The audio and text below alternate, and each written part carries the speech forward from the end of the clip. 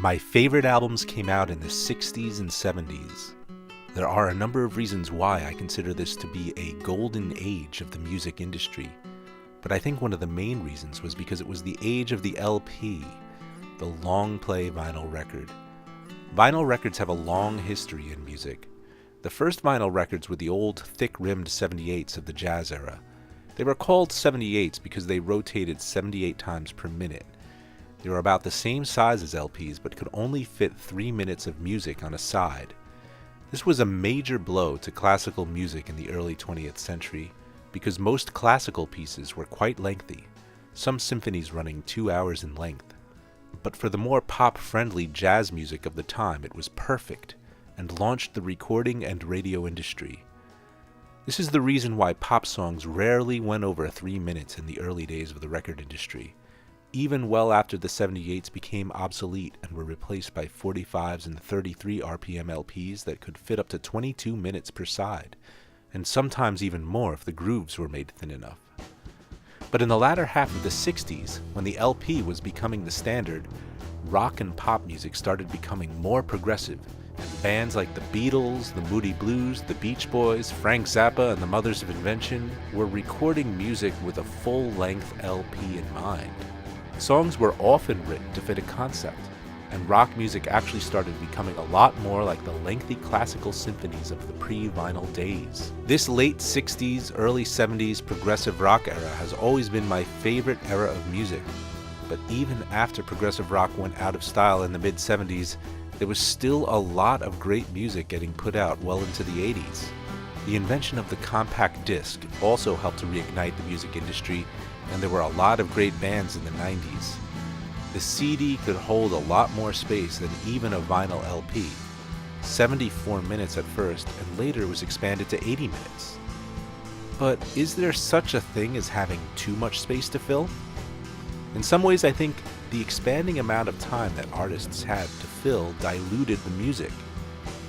Being limited to 22 minutes a side meant that artists had to be very careful what songs made it onto the album and what didn't.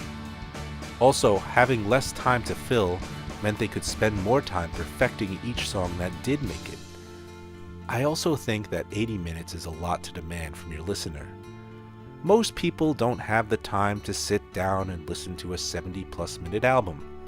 Sure, they'll throw it on in the background while driving or doing something else, but to actually sit down and read the lyrics along with the CD for 70-plus minutes straight is something that people rarely are willing to put the time in for. A 20-minute side was much more digestible. I know what you're thinking. They can just stop the CD whenever they want and resume it later. I get it, and I agree. But there's something to having a side that actually physically ends and you have to get up and flip the record over to continue it that makes the experience seem a little more like, hey, this is the intermission. You can take a break and come back later if you want. It made the listening experience that much more engaging. Sort of like going to a play in a way, except it was a shorter time between intermissions. But when you think about it, if you're going to a play, you're willing to put in the time to sit there for an hour and wait for the intermission, maybe even longer.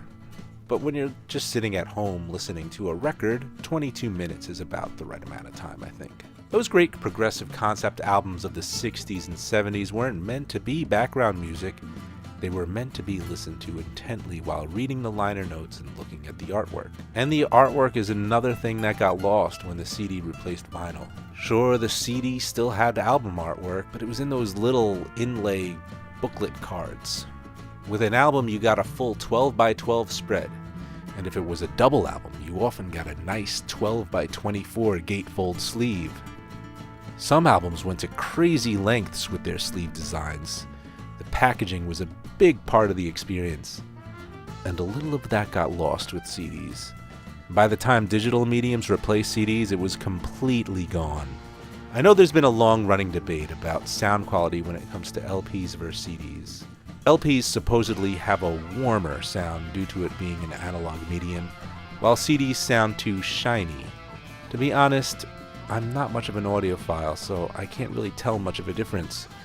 I prefer CD quality actually because there are no snaps or crackles.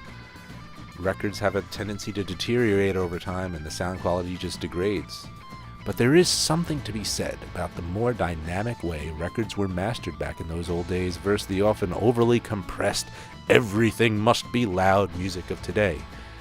Back then, they weren't competing to be the loudest, most attention-grabbing song that comes up on your Spotify or Pandora shuffle. So songs could be mastered to a reasonable level and allow for the natural dynamics of the mix. All of these things have contributed to the decline of music since the vinyl LP was left behind. That's why when I recorded my double concept album, Drakus, I always had a vinyl release in mind. I organized it so that each side would be at or close to 20 minutes. This way it could fit on a single CD and on 2 vinyl LPs. I actually wound up overshooting that mark, so it turns out it will have to be on 2 CDs as well, but that's okay. Trying to squeeze it onto one 80-minute CD wasn't the point anyway. By thinking of the album in terms of sides, it actually required me to think of each of the 4 sides, almost as an act of a play. Each side had to have a beginning, middle, and an end, and therefore had to be fully entertaining in its own right. This helped me to keep the album interesting throughout, and prevented the music from getting too repetitive and boring. Fortunately, I had more than enough material to work with. I had started writing this album almost 25 years ago, and had been working on it little by little in my spare time. But it wasn't until I lost my job last December that I decided to really push it and get it finished. Since all the songs were already written and 75% recorded, I thought it would only take me like 1 or 2 months to finish it. Well, it turned out I was very wrong about that. Every project takes longer and costs more than you think it will. The good news is, with the help of Bongo John and Tom Miller, I did eventually get the album professionally mixed and mastered, and I think it turned out quite beautifully actually. I put the finished album up on Bandcamp on June 2nd. You can listen to it right now and judge for yourself. But unfortunately, although their rates were quite reasonable, I still had to go into considerable amount of debt to finish this album, and my dream of getting it released on vinyl is looking like it will just have to remain that way. The reality is that the cost of releasing an album on any physical medium is rarely worth it unless you have a significant following, and I just don't. I had lofty plans for the vinyl release though. I had already commissioned the artist who had designed the original cover to paint a gatefold sleeve. As you can see, she had begun work on the project. I had also hoped to commission her for additional illustrations for each song. This way the listener could follow along with the story of the album as they looked at the pictures. These would be printed on the inner sleeve as well as the CD booklet for the CD release. A CD release is much more cost-effective than a vinyl release. The quote that I got from disc makers was just under $2,000 for a quantity of 300 multi-disc jewel-case CDs with a full-color booklet. 300 is the minimum quantity that can be ordered. That's $6.61 per unit, which is reasonable since it's a double album. But the minimum quantity for vinyl is 200, and 200 printed full-color gatefold sleeve double album vinyls would cost nearly $7,000. That's $34.77 per unit, which is a pretty hard sell when you consider that's the wholesale price, and stores will still have to make a profit. Disc makers quoted me $8,300 to print 300 vinyl double albums, which is a bit more cost-effective at $27.68 per unit. But again, I'm an unknown musician with a very small following, so the odds of me actually selling 300 units, whether they be vinyl or CD, aren't very good. So I guess we're stuck with digital only for now, but I'm still holding out hope for an eventual physical release, whether it be CD or vinyl. But I just have to see if there's enough demand for it first. So just go give Drakus a listen, see if it's something you'll like. And if you want to see a physical release happen, consider contributing to my Kickstarter campaign. And keep in mind with Kickstarter, if the goal isn't reached by the due date, there is no money collected. I'm really just doing this to see if there's enough interest for a physical release. And even if Drakus never gets a physical release, I'm just happy that I finished it at all. And I'm happy I did have a vinyl release in mind because I do think it made the album that much better. At the very least, I'm hoping that I can encourage other musicians to think in vinyl when they make their own records, because I do think it made my record better, and I think it will make other people's records better.